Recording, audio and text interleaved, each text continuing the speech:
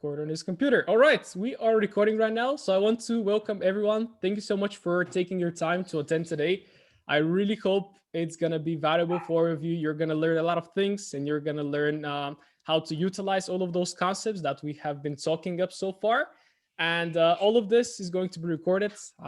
You can rewatch it later as many times as you like. Take notes. So don't like really try too hard right now to remember everything and to really like go all in on note taking. But for those of you that are currently live right now, you can always interrupt me to ask questions. So after each concept or after something that I explain, I'm gonna tell you like, do you have any questions? So don't hesitate to ask in the chats. Just unmute yourself or something like this. Devet is gonna add along the way as well if he thinks of something. So we're gonna keep it pretty interactive, pretty informal again. Like it's not something like super major. We're just working right now on improving everything that we know so far, introducing some new concepts that will hopefully improve your training. All right. So the first TFGW bootcamp, let's give it a start. What are you gonna learn today? Well, yeah, in the overall bootcamp, right? So first of all, we're gonna start with a difference because many of you actually come from continuation trading 2.1, 2.0. We have 1.0 as well that many of you are currently learning. So I'm just gonna lay out right now the first thing, what is the difference between manipulation and continuation and how you can actually merge them, because I think that's been a problem that some of you found hard to address, and I'm gonna tell you what's the solution to that. Which pairs to trade and at what time, when does manipulation occur. So you're gonna see, like, we're gonna create a trading window for every single one of you, because I really don't want you guys to be trading all day, to be looking for trades from Asia all the way to New York close. It's really not worth it with this strategy. You can just sit on your screen, believe me, for 2-3 hours just to grab some London pips, and then you're done. That's it. If you want to, again, you can come back in New York to have a look. But yeah, I'm just rushing right now. We have this everything explained. Time frames, which ones to use, right? So we're gonna have a deeper look on time frames. And again, depending on your style and on your work, of course, you can use the strategy with as a swing trade strategy, and then you can use it as scalping as well from the other hand. So it's pretty powerful, all of those concepts.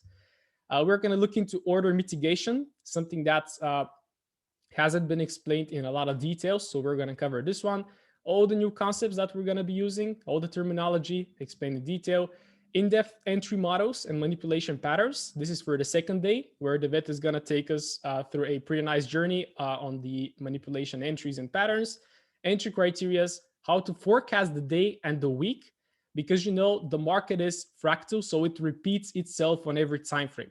What you will see on the monthly time frame, the same you can see on the 1 minute and on every time frame. So all of those patterns are repeating themselves on every time frame. So once you understand how it actually moves, then you can utilize each time frame to your advantage, right? Flow chart of the strategy. This has been requested a lot. We already have it, but I'm not gonna spoil it right now because it's for next week. And then we are gonna have some trading view tips so that you can keep your charts organized and pretty neat. Let's get into it. So the main difference between the continuation and manipulation strategy. So first of all, like TFW, the first module and the second module, they are super important. They work amazingly, especially 2.0. It's my favorite. 2.1, I haven't really focused on it like pretty much these days, because like you have to scan again all the market. It works with all the minor pairs, right? So you have to scan, for example, 30 pairs, look for the push, look for the pullback. It's still fine. You can use the indicators. I've seen some guys actually implement 2.1 and manipulation. Let me see. Somebody joined, and all right, good. I muted them, right? So yeah. So first of all, if you try to combine TFW and DW, you might find it a little bit hard at the beginning because it requires a little bit too much focus, right? So imagine that you're looking for a push and a pullback. You have a full hourly high or low, but then you have an order block just below that. And you're like, okay, so what am I looking right now? Manipulation says, wait for a deeper pullback. 2.0 says, look for a long entry already. So this is when the confusion comes in, all right? So my first advice will be to focus on one thing at a time. Start from continuation training, especially if you're just starting out, right? For the new guys that joined in, study everything. Don't just go from the second to the first and then to the third, or from the third to the first. Start from the first module, introducing all the price action concepts. Go to the second, learn manipulation, because market structure is really essential. And we're going to see it a lot with DW as well. So don't think that the first continuation strategies are not going to be used anymore. And yeah, as you can see, for beginners, focus on TFW, and your main focus is to master market structure. And then for more advanced traders, we already have quite a few people that have really mastered TFW. They're training it in a very nice way. Then it's time to transition a little bit to a more complicated approach to introduce new things, which we're going to be doing right now, right? So again, the little example that I provide, you will often be confused when, for example, we have a 4-hourly lower high, but an OB is just sitting a little bit above that. So I just want to give you a little example of this one. So imagine you have a push, you have a pullback right there, and this is your lower high formation. But imagine you have right there an order block that you would like to take a short from, right? So that's when you decide, do I wait for the OB to be tapped, or do I enter 2.0 from right there for a short? And this is the biggest problem so far. I've received a lot of questions on this thing. And again, as I told you already, you have to focus on one thing. And personally, you can see taking the knowledge from DW and then applying it to continuation trading works amazing, right? So I would often base 2.0 setups around hard time frame OBs. So if you go back to the previous example, if you have that 4-hourly lower high there and 4-hourly order block, and that you are about to create a 4-hourly lower high, it will be much better to wait for the OB to tap, and then you're going to be provided with the actual entry, right? So you can always use OBs in confluence with the 2.0 strategy, right? And I want you to know that it is a mindset that you're learning right now. So make sure to take all the tools with you, apply them to your trading, and then the strategy doesn't really matter. Just make sure to apply what works for you, because I have seen some of you, I think first that comes to mind is Raymond. He is using 2.1 indicators, merging them with order blocks, and it works amazing, right? We have some people that use 2.0 with OBs. It works amazing as well. So it's all about you putting the work, the back testing hours, and using all of that knowledge to figure out what is your trading approach, what is your trading style. Because even if you trade the same strategy, I've said it numerous times, each one of you have different personalities. So for example, me, I'm super conservative trader. I'm going to wait for 10 confluences before taking a trade, while some of you just want to see the price push up and then take it from the sniper on the top, right? Some of you will be more aggressive, some of you more conservative. And again, there is no one suited all approach. You have to find what works for you. So again, guys, if you have any question that can be a follow-up of the difference between continuation, manipulation, how to apply them, make sure to shout. I'm going to be there to respond. But right now, taking into the next slide, which is pairs and time, right? So I told you many times, less is more. And I really want you to write this somewhere. I have it printed in a little, what was the name? In a little frame, right? Less is more or less. And yeah, the less pairs you focus on, the more probability. And let me see, somebody's joining. And the better opportunities, and most importantly, the better focus you're going to be having, because you cannot monitor 10 pairs and be aware of every order block, of every daily direction, of every this, of every that. You just can't do it. And here are the pairs that I suggest, because you see, manipulation works great with manipulated pairs.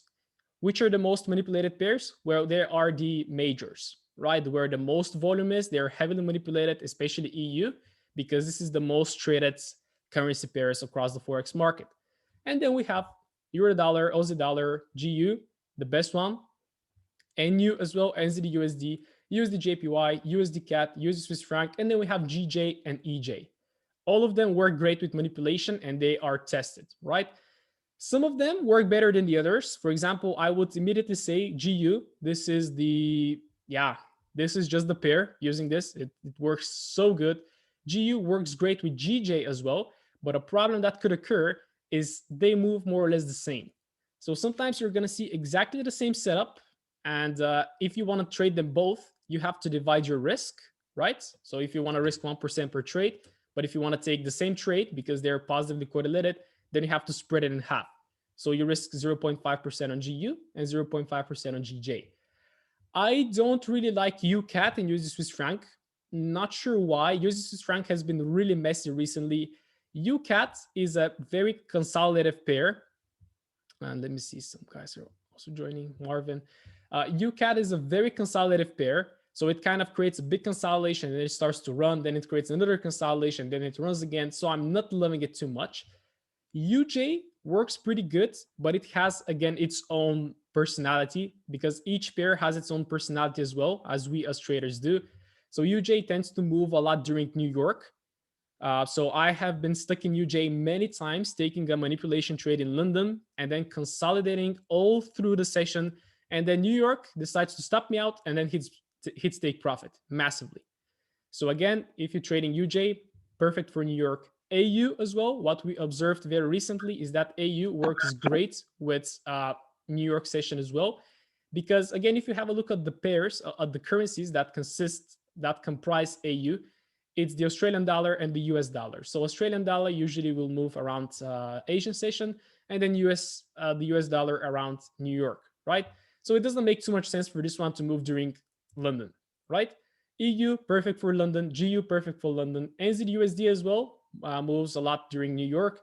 And then the other ones, we have to test them out. EJ, I'm not entirely sure if EJ, haven't done enough testing. So this is something that you would like to do as well, right?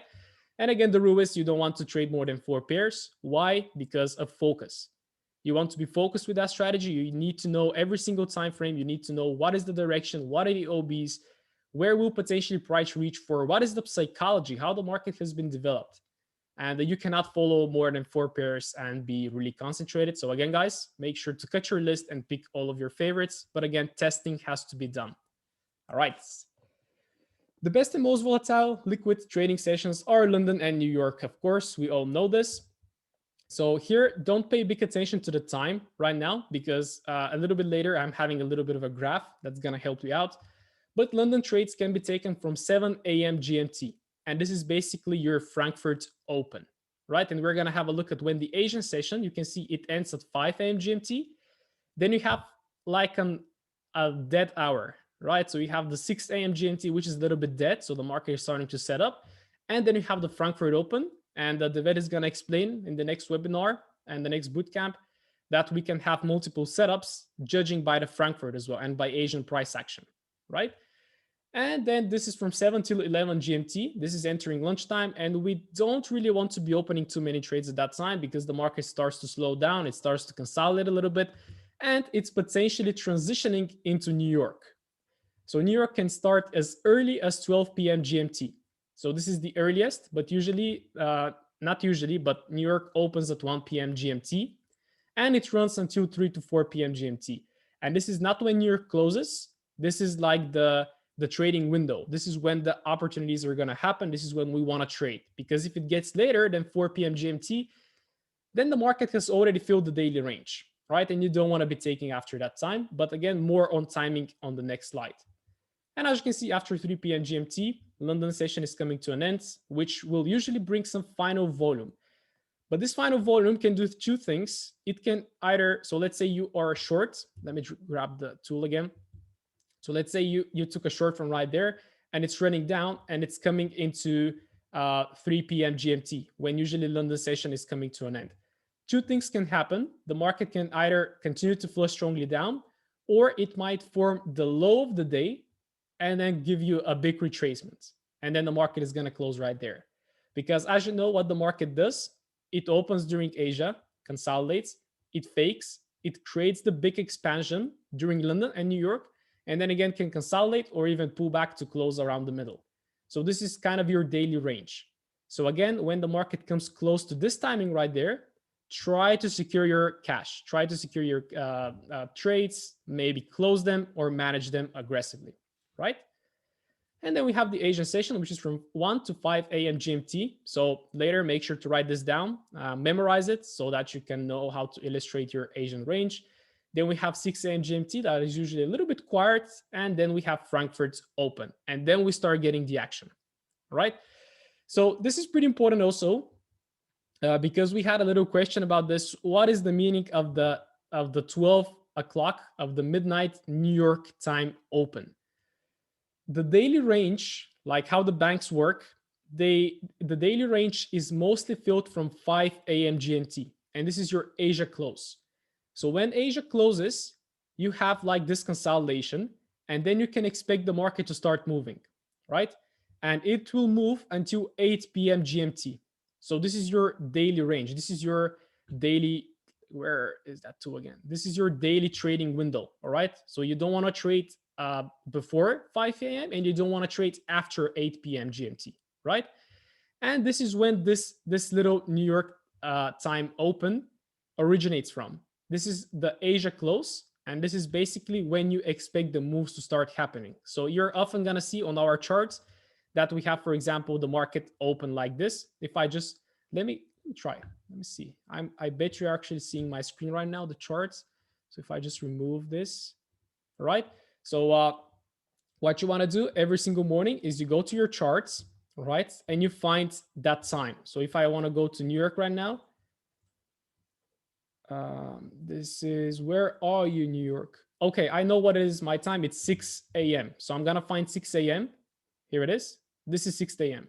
So I'm going to take my arrow and I'm going to mark it on that candle open, and I'm going to drag it like this. Then what I'm going to do is, this is my daily open, right? And this is where the market opens.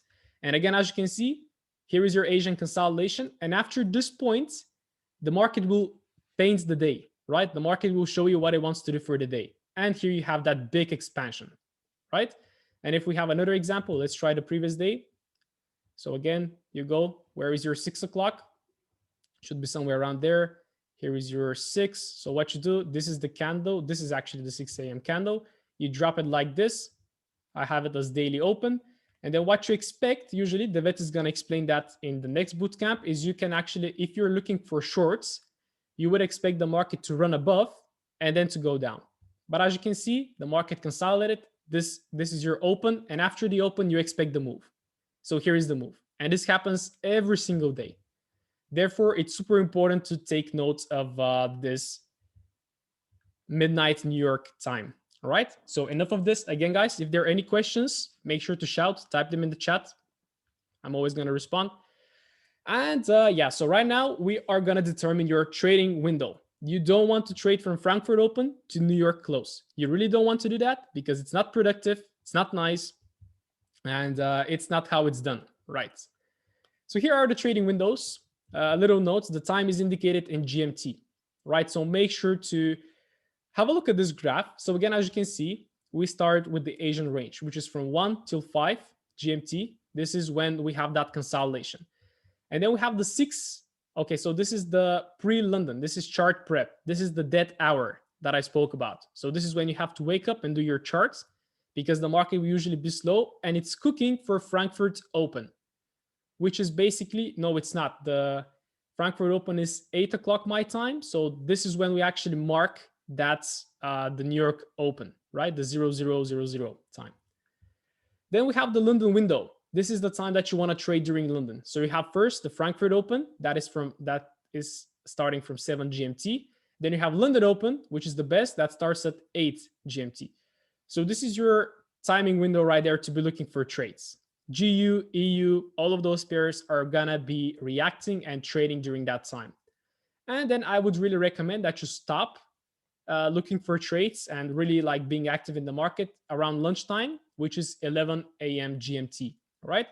Because it is said that the institutions are going on that, like not the institutions, but the bankers or whoever traders are, they're going on the lunch, like the market is slowing down a little bit. And this is your transition into New York. So what we have right there is 12 o'clock, which is pre-New York timing, where you have to chart prep again. You see, we have pre-London chart prep and you have pre-New York chart prep. So if you want to trade both times, you have to be preparing your charts at those specific times, right? I'm just having some questions. This 6 pre-London chart prep is our, exactly, yes. The Netherlands is +1 GMT. So whatever you see the timing is +1 for us, right? And then we have New York trading window, right? It starts from 1 and runs up until 16. And this is your actually London close, right? It's not New York close, it's London close, and you want to stop trading. You see, we already have the red light. And then at 5, if you're still in your PC, you want to journal, manage positions, cut trading, and just chill. No trades afterwards. And I have seen, especially Jack, he has been taking some trades around Asia, like which is way out of that window. It's around right there. You don't want to be taking trades at that time because it's low probability. And again, I've been listening a lot and reading a lot of books as well. People, not only traders, but people cannot be focused for more than, let's say, 2 hours. So you have to determine for yourself when you can be completely dedicated on trading for at least, like, let's say 2 to 3 hours. Because let's say you have your London window, that is 7 to 11. This is 4 hours. And then you wait a little bit and then you trade New York. And this is another, what is it? Another 3 hours. So you are not going to be focused at all of that time. Therefore, try to figure out your trading window and when are you gonna trading. All right, super important. So again, guys, if you have any questions, I'm always open. David, do you have something to add so far, bro? No, all good so far. Let's see what we have next. All right, time frames. So this is pretty important as well. So let's see what do we have. So how do we do top-down analysis? Super, super, super important. And again, as I said in the beginning, in the introduction, the time frames you're going to utilize are mainly going to depend on your lifestyle and character, what kind of work you have, and what is your character as well? Like, do you want to scalp really the 1 minute, or are you more like a swing trader, being more used to the hard time frames? It doesn't matter because everything works, right? As you can see, all concepts that you will learn apply to every time frame. So if you learn how to spot those formations, then you're all good because you're going to see them on every time frame. So the first time frame, we're going to be using 3 time frames, all right? The 3-step approach. The first time frame is our directional higher time frame, all right? This is when we identify the higher time frame direction, like where is the market going over the long term, all right? Then we have the middle time frame, where we can look for refinements and structure. So the middle time frame is where you're all going to get confused, all right? And we're going to provide you with a lot of chart examples during our daily analysis, charting sessions as well, webinars, right? Let me see, misclick. No problem, bro. And because right here on the middle time frame, again, if I just illustrate, let me just illustrate something. So let's say that you have your directional time frame, you have a push to the downsides, all right? So this is your lower low. The middle time frame can show a nice downtrend as well, and then you're gonna start having that pullback, all right? So the middle time frame will turn bullish, but you have your OB, you have your higher time frame OB sitting exactly right there. And then using your middle time frame, what you can do is you can counter trend. This is why we're gonna use the middle time frame. But again, I always suggest if you're not used to this one, just mark your lower low and just wait for the market to correct towards your area and then take a high probability short, right? No need to trade the counter trend, but this is the main usage of the middle time frame. And of course, to refine the directional higher time frame, because sometimes you're gonna have like a big OB or something that is not entirely clear. The lower time frames are always gonna give you a more precise entry point. And I'm gonna show you a little bit later how to do that, right? And then one time frame lower is where we start diving deeper once the price gets into your strike area. All right, finally, this is your entry time frame. This is where you wait for an entry. So after the market has tapped into a directional higher time frame OB, you have refined it to a middle time frame OB as well. So you know, like an area of precision. It taps into that area, then we drop to the entry time frame, which is usually 15 minute, 5 minute, 3 minute, 1 minute, and 5 minutes as well, right? And as you can see right there, I created a little bit of a, kind of a separation. So you can see we have intra-week trading, which I would say is more like a swing trading approach, right? Not really swing trading, but something in the middle. So we start from the daily time frame as our directional time frame. This is going to take a lot of time. I want you to know this, because if you have a daily high, it's going to take a long time for the market to pull back, to tap into a higher low, potentially strike area for a higher low, and then to potentially move. But then what you can do is you utilize the middle time frames to potentially go counter trend, but you always consider the daily as your higher time frame, right? And then you usually won't go lower than the 50 minutes to enter a trade. For intraday trading, what I usually do, what I love doing, is you start from the hourly time frame, right? You determine your direction there. So you don't look too much on the daily. It's always good to keep a little eye there, but you start from the hourly. Then you refine on the hourly time frame, right? This is what I do every single morning in the daily analysis. Then we jump on the 15 minutes to have a look for further refinements, like what is the Asian session doing? What is the Asian range? What are the 15-minute OBs? And then once the market taps into those areas, right there from the hourly and 15-minute. I drop to the 5-minute and I look for an entry. And then we have a scalping approach, which also works. You can use the hourly time frame as your hard time frame, right? So see how we're starting to drop really down towards scalping. 15-minute will be your middle time frame. 5-minute could be further refinements, and then we enter in the 3 and the 1 minutes. How long would you say intraday's trade should last? Well, yeah, an intraday, yeah, it really depends on average. Like sometimes it depends on the volume as well. Like sometimes your take profit can hit in 30 minutes. Sometimes it's gonna take 3 hours. Sometimes it's gonna take 4. Sometimes it's gonna take 6. It's not really fixed, right? But we as day traders, I would like, yeah, if I really think of it, I haven't held a position overnight for months. Really. I think at most it will take either just the London session or the London and New York session Exactly. to bring that trade to fruition. Yeah, I agree. Because you remember from earlier the New York open time and then the London close. So this is it. Like whatever happens during that time, that's it. And if you want to hold it, no problem. But usually your area of interest should be hit around that time, right? Because we're mainly focused on intraday trading. We're not doing swing. We're not holding over the week, which we could do, but we're mainly going to be utilizing 5-minute, 3-minute, and 15 minutes for entries, which is bringing us a very tight stop loss, which means that our take profit will be hit very quickly. All right. So thanks, Jack, for the question. And yeah, so super important point is to know where the price is according to the hard time frame, of course. A lot of confusion can occur with the major and minor structure. As I said, the major usually will be the 4 hourly, and then the minor would be the hourly, potentially pulling back. Always have your hard time frame areas of interest, and you can counter trade until they are tapped, right? Show example. I'm going to show you a little example on the chart as well. And then I'm going to jump to the charts to explain something pretty nice as well. The concept of premium, which is a high price, and then discount, which is a low price, and how we can use this one as well. So let me jump to the charts very quickly.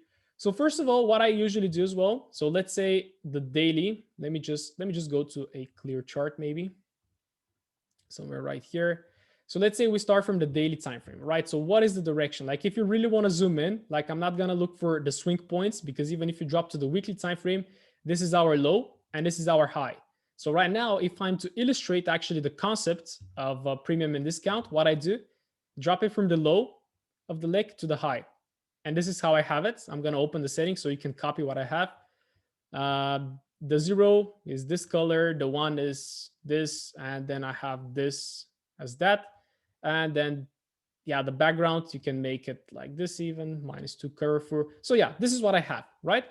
So as long as the price stays above the 50%, so this is just a simple 50% fib, right? So as long as the market stays above, this is a low probability buy. Why? Because institutions will be looking to drive the price lower in order to get a better price, right? To buy at a discount in order to later rush into the highs, right? So currently, in terms of a weekly time frame, again, what you can do also, what I do is drop the horizontal ray, plot it right there, drop another one, plot it right here. And then again, what you can do is you can do, yeah, you can see I have 4 hourly low, but I'm just going to do like this. So we do, come on, man. This is our weekly low, and then respectively, the other one is our weekly high. And then once you drop to the daily time frame, it makes a little bit more sense, right? We're going to remove this one, but you know that this right here is your weekly range. Right now, we zoom in on the daily, right? We don't care too much on the weekly. On the weekly time frame, though, I'm going to be looking for this OB right there. And we're not getting into OBs right now, but let's just keep this in mind. Then dropping, oh man, disappeared. Okay. Then dropping to the daily, again, we zoom in and again, we follow market structure. I really want you to focus on that because market structure is crucial. What has this market done so far? It was pushing in an uptrend, higher high, higher low, creation of a higher high. Where is your last higher low? It's right there. How do I identify this one? Well, it's a clear pullback.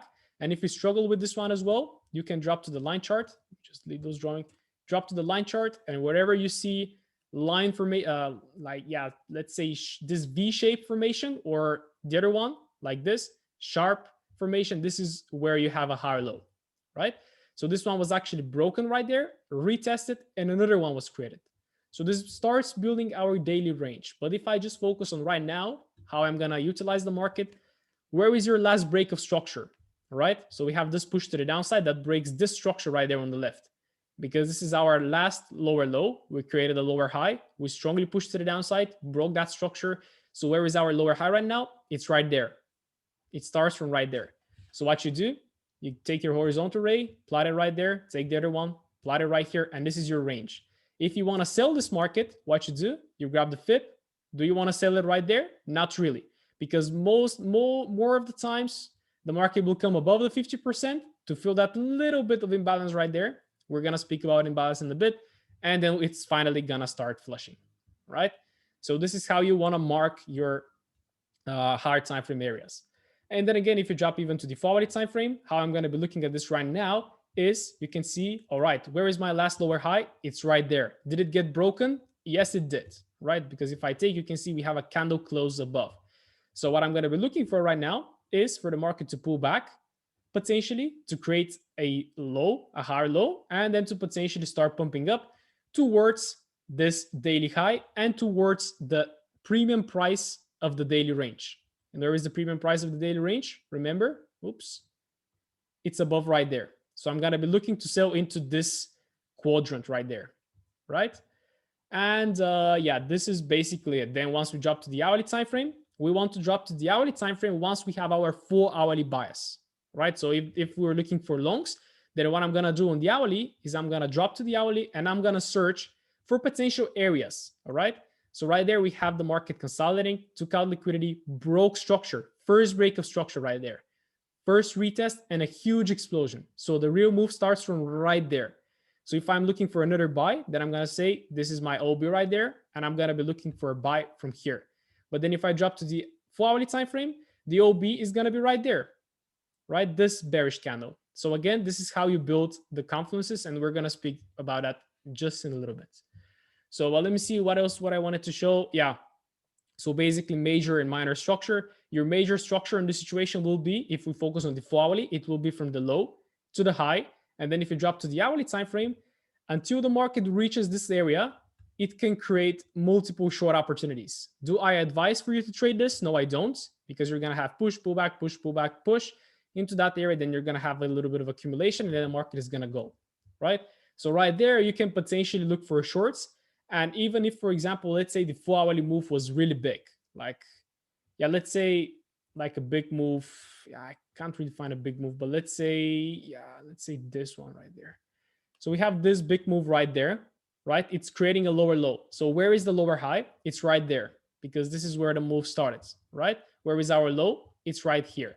If we drop, so where are we looking for sales? Remember, take the FIP. We're looking for sales above the 50% where the market is currently at. But if we see that the low was formed, I want you to have a look on the hourly time frame. So right there, nothing was clear. We faked above. We tried to break structure. We failed. But here is the moment that the market broke the structure right there. So what you can do is you can use the hourly time frame to take longs. Right? On this situation, I believe I was looking for that. I was looking for this OB to get tapped. It missed it. It pushed higher.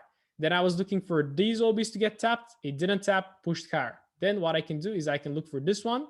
But you can see that we're already getting into the area that we want to sell. So as long as we cross above the 50%, we no longer want to be looking for buys, right? We start looking for sales because you can see the market is going to reverse eventually.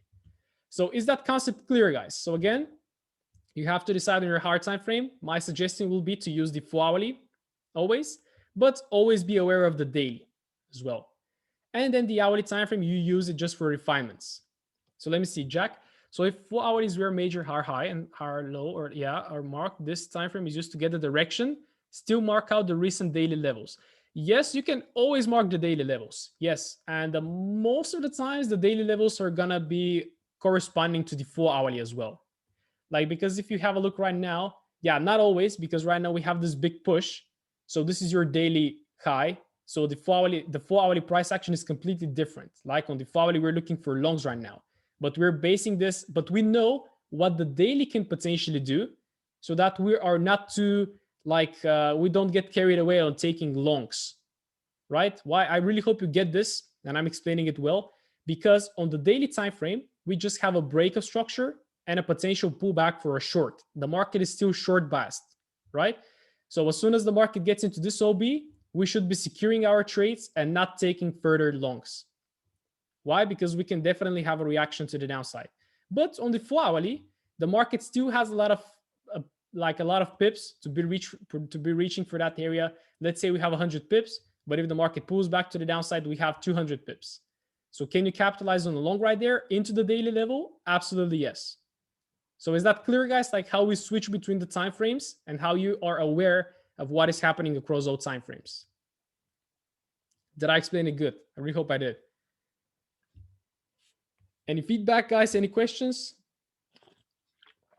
Okay, Alex says yes. Joseph says yes. Bastian as well. Okay, very nice. So I really hope it's clear. And of course, we're going to do this like every single day with a daily analysis and all of that. So you're going to just look every single day at those concepts. All right. Let's have a look at what we have next. I think we're getting into the good stuff right now, order blocks. All right, the concepts. So the concepts that we're going to implement are, again, order blocks. You have already learned about them. But right now, I'm going to show you a little bit more on how to make them a little bit more precise, because sometimes an OB can be a little bit too big. It can be kind of invalid. Maybe it can have a lot of differences. So I'm going to try to really tell you how to really eliminate all the wrong OBs. We have imbalance and empty space, which we mark as IMB. This is OB, IMB, the concept of liquidity. So this is LQ. Most of the times we're looking for equal highs and equal lows, which is basically a double top and a double bottom or just consolidation. And then we're going to speak about liquidity grabs, right? So let's see what we have. Nacho is leaving us. Bye, bro. Thank you for being so far with us. You're going to rewatch the recording later.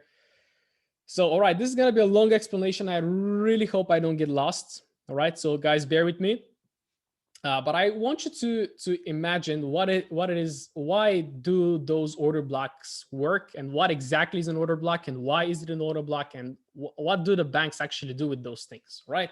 So what is the psychology of an order block? So you can see, in order for the banks to place their orders and make money in the market, they need liquidity. And so what is liquidity? I have it defined a little bit later. This is basically to sell or buy an asset on demand. All right. And I have a little quiz later for you as well. So bear with me. So if they want to buy one lot, all right, somebody has to sell them one lot. So I really hope all of you actually know of this concept, because this is how it works. When you buy a position, there is always somebody else that is selling. So when you win a position, there will always be somebody else who is losing a position, right? Because there is a constant exchange of orders. And this is why the Forex market is the most liquid market, because it is the most traded one, right? So you're always going to get somebody that's going to sell you, for example, that one lot or buy your lot. However, what if they want to sell or buy 1 million lots? That's a different story, right? We as retail traders, we can't go above 100 lots, I think. And I don't think like a lot of people are doing that, possibly, yes. But let's say we're just normal guys trading one lot, but then here comes the banks that do 1 million lots. So in order to do those lots, in order to take those lots, somebody has to give them 1 million lots from the other side, right? So if they're looking to sell 1 million lots, somebody has to buy those 1 million lots, and retail traders can't do this, all right? So as you can see, yeah, our lot sizes are too low to worry about liquidity. So we're always going to get executed, right? But imagine you have those lots and you know that you can't just go to the market right now and hit buy. You're not going to get executed. So what do you want to do in order to get your orders executed? And this is when the concept of liquidity in order blocks comes in, right? So imagine we want to take those 1 million lots. We can't just execute it and just place our order on MT4, right? So let's have a little bit of an example, a little bit of a case study. So let's say the bank wants to place 1 million lots to buy euro dollar, right? So at the same time, they will need 1 million lots to sell euro dollar so that their order can get triggered, because else, I don't know what's going to happen. It's just impossible to do this. There's going to be either a huge gap, and I think it's actually illegal to do those stuff. I'm not completely aware, but they just need the opposite lot sizes, right? So that their order can get liquidated or just confirmed. Now, the question is how they can make people sell, how they can make 1 million lots sell orders, right? Then the banks will start generating all the formations we perfectly know, all right? So this is the double tops, the flag formations, trend lines, triangles, patterns, all of that stuff, because they know how we trade. They know how retail traders trade, right? They know those formations and they know where we hide our stop losses. Not that they know where our order exactly is, but they just can presume where there are those pools of liquidity, right? We are going to focus on equal highs and equal lows, right? So let's say the banks print a nice equal low. This is a double bottom where a lot of traders are going long and their stop losses are just below. So people put trades on, which serve as fuel for the banks. And again, I remember this week, there were a lot of consolidations and some of you got stopped out in that consolidation, all right? And this is what the banks want you to do. They create confusion in order for people to take orders and then they immediately get liquidated. They get stopped out so that they can actually launch their orders, right? So hope everything is clear so far. The banks want to buy 1 million. They need 1 million sell orders in order to buy. So what they do is they have to think of a way to get those 1 million sale orders, right? So what the banks do, all right? They're gonna sell 1,200,000 lots to cause the market to drop and fake below that equal lows, right? So I just want to illustrate that so that you know what I'm talking about. So let's say that we have that push to the upside and we have the market pulling back and we're having this consolidation right there, right? So the banks wants to buy 1 million lots, but they can't buy just right here in the middle. And they have created this double bottom formation. And they know that right there are stop losses just right here, right? So they're going to sell 1,200,000 lots to cause the market to drop and fake below those equal lows, all right? So what's going to happen is the market is going to move very sharply to the downside, all right? And it's going to take out all of those orders. What are those orders going to become? They become buy orders. Because if you have a sell orders. So if all the people are buying from here, their stop loss is actually a sell order.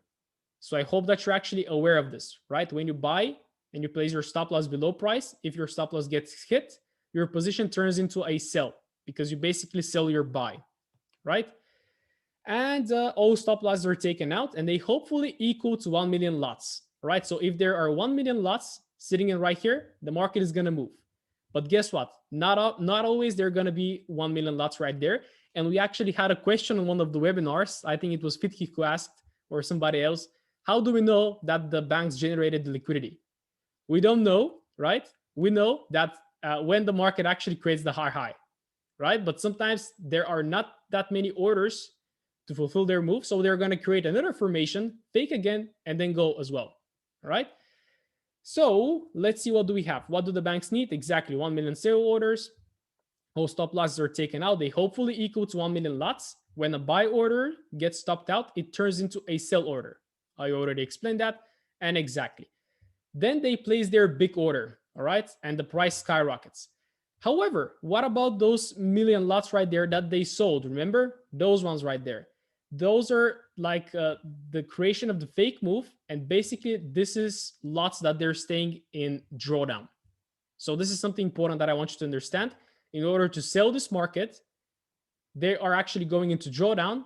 And when they place their buy right there to create that order block, their sell position from right there is in drawdown. Why? Because they cannot close it. Again, why? Because of liquidity. They cannot sell right there 1,200,000 right there and then close it and buy it again. It's impossible. So what it's going to do, again, this is when the retest of the order block comes in play. Why? Because again, once the market has created a SOB, once all the liquidity is taken out, what the banks are going to do, they're going to price the market lower. Why are they going to price it right there? All right, little question. Because this is where they're going to exit at break even. They're going to have new liquidity right there generated. This is when they went on a drawdown. So they're going to try to get out of their position at break even and launch even more positions to go to the upside. Right? So this is how this OB was created. It's basically a fake move.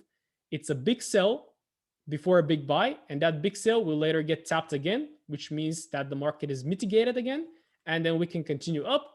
And during that mitigation, the banks are still selling. There could be another order block created right there.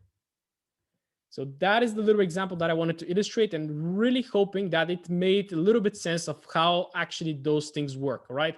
Why do we have order blocks? Why do we have the fake outs? It's because of this, because the banks need need further orders in order to place their orders, right? So again, guys, Let me know if you have any questions. David, do you have something to add, bro? It's a big example, so I hope it was clear. I think it will make more sense when we look at the charts and Yeah, see it visually. So I definitely think so. I think we'll have more questions then as well. Okay, good, good. Let's go further then. Let's see what we have. Yeah, so I actually explained all of this already. As those 1.2 million loss that were drawdown loss, the bank will keep generating formations before coming back for that OB retest. All right. This is when we have the structure break and retest setup. This is how it stems for. Because once the market fakes the move and creates the break, let me illustrate again. When you have the double bottom, when the market creates the break and creates the break of structure right there, this is an OB. And this is your break of structure. And then you have the retest of the order block, which is your best setup. All right. And this is where it stems from. The market being in a drawdown and coming back to liquidate that drawdown. And because they have to make money, right? They don't want to lose. Banks always tends to generate liquidity patterns around previous OBs as well. This is done in order to even gather more liquidity, right? So what I mean by this is, so for example, yeah, this is going to be explained again, but let's say you have, I'm actually going to explain this on the chart. Why do I do this right now? So let's say you have an OB right there that you want to take a trade from. The market can strongly impulse to the upside. And what the banks will do is they will do this sort of stuff right there just before tapping into the OB. Why do they do this? In order to trick people into buying again. What stays right below right there? Liquidity. So they're going to create another fake move, tap into this OB, take out the drawdown from their previous position, launch new orders, but they again can have a new drawdown right there. So they have a new order block. And then the market will keep doing this until they actually run out of orders, right? So I really hope that's clear. And yeah, a little mindset of that going forward. What are the patterns that I'm seeing? Let's say those are equal lows or double bottoms. What does that mean for retail traders? That means that they are probably buying at the double bottom with stop loss below the low. What does that mean for the bank? They want to sell the market to stop them out, to create an order block, and then to go, right? So keep that in mind. When you see those liquidity formations, I'm going to speak about liquidity in a little bit. This is what they're doing. And this is basically what an order block looks like. I'm having some questions already in the chat. Let me just pay some attention. Okay, Rakip is going to work. Can we forecast the stop loss and the take profit of the banks? No, bro. We can't, because they don't operate like us. They're not like, okay, I'm gonna buy from here and place my stop loss there. They don't have stop losses because they own all the money, right? So they have a drawdown, but they're never gonna close that drawdown at loss. They're gonna bring the market down again. They're gonna exit at break even, and then they're gonna launch again. And that's the process they keep doing, right? I just sometimes on live trading get confused on lower time frame to where the rest OB should be to enter the trades. To where the rest OB. Yeah, okay, let's just go to the examples. I'm gonna try to explain everything. So how does an order block look like? How to draw and refine them? I'm just gonna jump on the charts right now. The concept of order block mitigation, right? I told you and I explained why do the order blocks are mitigated. What is mitigation? Basically the retest of an order block. This is when the banks are closing their position at break even, let's say, and enter new ones, right? So let's jump on trading view. Basically an order block is the last sell before a big buy and the last buy before a big sell, right? So let's just jump on the market to show you how do we draw the OBs. Let's just drop to the 4-hourly time frame. So what I do, little trick, if you hold control, this triggers this tool right there. So basically everything gets slapped, right? You can see how my mouse is like moving like everywhere. You can see, although I'm not pointing at it. So what you do is you go to this candle, for example, you click and then again, click on the bottom of this candle and you have this. So what you have to do later is just drag it like that and have like the OB as precise as possible using the control key, right? Then how do we refine the order block? Because I said it is the last buy before a big sell, all right? But right there, what I love using is actually an engulfing candle that engulfs the order block. Why is this nice? Because it gives you a little bit more precise entry, all right? So imagine this big buy before the sell. So how will your order block look like? It will be like this. And that's a little bit too big. But then you can see you have those candles in between right there. So what I do is you just move on to the next candle and then you look for the candle that actually engulfs the previous one. So what you do, let's drop it right there, again using the control. Is this candle engulfed? Yes, it is. You want to see the next candle engulfed with a body, the previous candle. And so it doesn't matter that our OB is this bullish candle, we can use that one, right? So another example right there. Where is our last buy before the sell? Let's say is this one right there. Is this candle engulfed? No, it's not. We don't have a clear close. Can we take this one? No, we can't because the next one is not engulfing it. Can we take this one? Yes, we can, because then we have a big engulfing candle. And then instead of having an OB like this, for example, you have it much tighter and much precise, which is like this. And then also we're gonna like teach you how to do those. I think David is gonna cover this. We have 4 hourly, 15 minute, then you just click. It tells you that this is a 4H OB, and then you have it marked, right? And yeah, just maybe one more example. You can see right there, the last buy before the sell. Is this buy engulfed? Yes, it is. So on this occasion, we take this candle, control again, and then we drag it onto the left. And as you can see, tap, reverse. Again, maybe an example right there, because sometimes it could be tricky. Let's say, all right, on this occasion, where is your last sell before the buy? It's this one. So do you want to have a zone like this? Well, probably, yeah, you don't, because it's way too big. And if you drop to the hourly time frame, it's going to be way too huge, right? Have a look how much price action you have right there. But then again, let me just remove everything. Where are you? Let me do this like that, right? So what you do later is you look for the next candle. So here is your next candle, right? But is this candle engulfed by the next one again? No, it's not, right? This candle does not close above this rectangle. Then what we can do is we can take the next one, again, using the control. Is this candle engulfed by the next one? No, it's not. And then we take this one. Is this candle engulfed? Yes, it is. Have a look at that big push to the upside that engulfs the previous candle. So this right now turns into our 4 hourly order block, all right? And then even if you go to the hourly time frame, if you're looking for longs right there, you can go to the hourly time frame. Same story.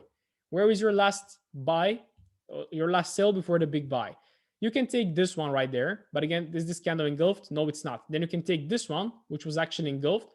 But then if we want to search for an OB inside the 4 hourly, you can see what happens right here in this little rectangle right there. This is our 4 hourly OB. You have a sell, it's not engulfed. Sell, it's not engulfed. Little candle, not engulfed. Then we have this one. And this candle was engulfed massively. So you drop your hourly OB right there. And as you can see, have a look at the precision. I tap into this one. And even if I jump on the 15 minutes, have a look right there. You have the last sell before the big buy. Is the sell engulfed? Well, I would say it is, because again, if you drop your rectangle like this, you can see that the body actually closed above. So you can mark this as your 15-minute OB. And this is how you get a big chunk of OBs that will really increase your accuracy. As you can see, this one was targeting the 15-minute OB with a beautiful manipulation, and then we ran out, right?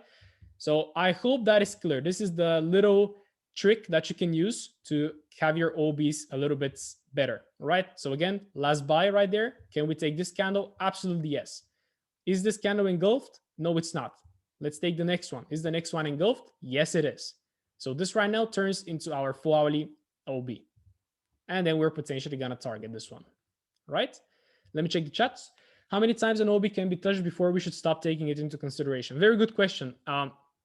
So personally, I think an OB is actually fully taken out when it taps into 50% into this OB. So as you can see, this was a perfect example. I usually want to see an OB tapped like maximum twice. Because if you have a tap, it goes. If you have another tap, then this is, if the market did not gather enough liquidity, it's going to come for another tap to potentially take out more orders that were in drawdown for the institutions. And then if they don't launch it, then I'm going to stop looking for it. So usually I would really love to see an immediate reaction around an OB. So if it doesn't move from the first time, okay, second time. But then if it doesn't move for the second time, I'm going to remove it because it's probably not a good one. So Johnny, you indicate this one. Very good one. Yes. Where is your last buy before the big sell? Well, here it is, right? Do you want to have a zone like this? Probably not. What you do is you take the next candle. Is the next candle engulfed right here? It's not. It's not really. What we do, we take the next candle. Is this candle engulfed? Yes, it is. You can see the body close below. What we have, perfect fulfillment right there of the OB. If you go to the hourly, let me just remove your circle. Boom. If you go to the hourly, what we can do, same story. Where is the last buy before the big sell? Well, here is actually this buy, we have a break right there. It's not really engulfed. Then we have this consolidation. We have another buy, not engulfed, not engulfed. This candle was engulfed right there, this one. But again, I think David is going to jump forward right there. You have to wait for the order blocks to make sense. So again, you can see right here, I tried to force it a little bit because you can see it's not clear. You want to sit and we want it to make sense immediately. If there is strong momentum coming outside of the OB, because right here you can see there is no momentum, right? You have this big wick. There is not really a sharp move. But on the Flawley, we have a sharp move, right? So in this situation, I'm going to just keep the Flawley order block. What you can do is you can go to the 50-minute potentially, and then you can look right there. But as you can see, the price action is pretty consolidative, right? And then you can have this, you can have that, and then you're going to overanalyze order blocks. And this is not something that you want to do, right? Let me check the chat again. What do we do when the price breaks through an OB at the hard time frame? Do we wait for a retest or just wait for the price to encounter? Yes. So if the market breaks, just smashes through an OB, then you readjust your analysis. So for example, let's say I'm trying to figure, let's say this was your OB and for some reason you was looking for shorts right there and it just got broken, retested, and then we get broken again. So if an OB actually gets broken, then it means that the market is potentially going to reverse.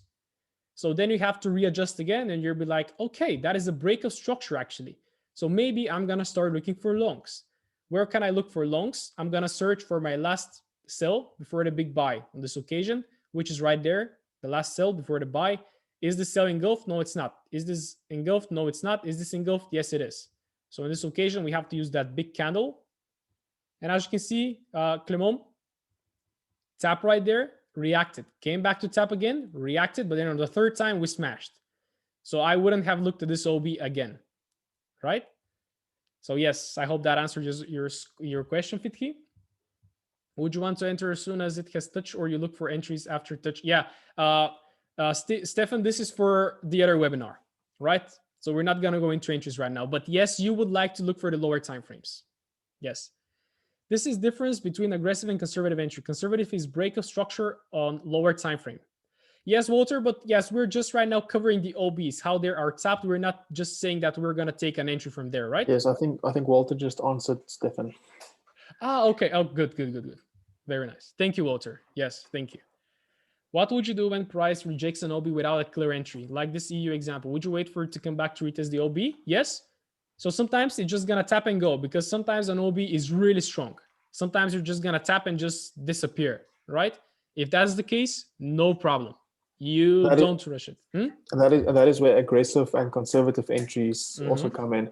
A lot of the time, if you decide on you take mostly aggressive entries, you will often get that sniper entry and you will get that first entry, but then price will stall a bit, slow down. You won't immediately see that reaction and then it will go in your direction, or it will stop you out for another liquidity grab. Yes. And then go in your direction, or you'll catch trades like this example where price taps into it and then immediately changes to the other direction. And that is something just to note with EU. We get that often where it just taps and goes. Not always we get a nice structure shift in price changing direction and showing intent in the opposite direction. Whereas with GU, it happens more often where we get GU and AU, where we get that nice change in direction, slow down, and then confirmation entries. Exactly. Yeah, have a look, guys. Again, a very good example of what I explained with the order block theory. Before tapping into an order block, what do the banks want to do? They want to force us into taking longs. So this basically turns into liquidity. Here is your double bottom. What do we do? Boom. And this was actually the creation of an order block. This big sell before they actually plotted their positions. So what you can actually do on the lower time frames is you can monitor as well, right? So let's say the market broke structure, and then you can still apply all of those concepts on the lower time frame, but we're going to go into in depth in the next volume and the next bootcamp, I should say, right? But yeah, I just want to show you potentially if we have an entry on that one. So if you look on the 15-minute, you would like to see a break of structure. I'm going to use the 5-minute. So your structure is actually right there, which is not yet broken, right? So this is what I want to see in order to enter. Let's see if it actually breaks. Yeah, I almost broke. So what you can do if you want to look for a buy, you have this right there. So here's your last sell before the big buy, right? So is this the candle that you want to take? Probably not, right? Okay, what am I drawing right now? This candle. So I hope by now you actually know how to do it. Go to the next one. And although it's bullish, that's not a problem. Is this candle engulfed? Yes, it is. So this could be a potential place that you can just plot your order. You can put a buy order right there, stop loss below the structure, and then it can go up. But most of the times, again, you're going to see with different formations, the market is not going to come to retest that extreme. And where it might come in is right there, somewhere in the middle. This is your last sell before the buy. Did it get engulfed? Nope. So this is the candle that actually got engulfed. So potentially we can expect a tap of that area and maybe then go. So let's see. Come on, man. That is probably Asia. Is it? Yeah, it's Asia. But yeah, as you can see, again, it worked out with this middle one, right? It didn't come to the extreme because it was really clear that a lot of orders were pushed in right there. And most of the times it won't make sense for them to push price that low again. And then just the concept of mitigation. Then you start seeking for new OBs that are going to get mitigated for the exact same reason. They need more orders. And then again, you can see we break structure. Where is our new order block? Let's try to find it. Right there, potentially, you can see the last sell. Then we take the next candle. This is the OB. It actually didn't get tapped, which is fine. And then we actually have the big move. So you can see on this trade, even though if we don't enter at the bottom, you can always find an entry in between. David, you want to add something, bro? You muted. Yes, this is where the DW strategy also falls into place. If you can just keep it on here, I'm just going to get my annotate tool. Okay, but basically, we can see that price, before it tapped into that order block, gave us that liquidity. Are you drawing, generated. Bro? Because I don't almost, see. Almost.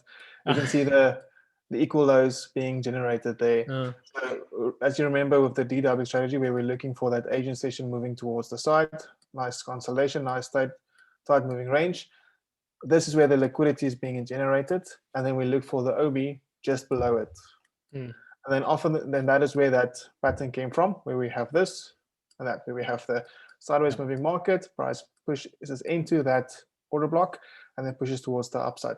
Now, you can get that same pattern at a different time, not necessarily at London Open, but after the big push, after the manipulation happened into the order block, we can even then wait for this pattern as a confirmation to get still into the trade and be able to take a long position. But now we have the confirmation that we rejected the higher time frame order block. We're showing intent, pushing towards the upside, breaking structure towards the upside.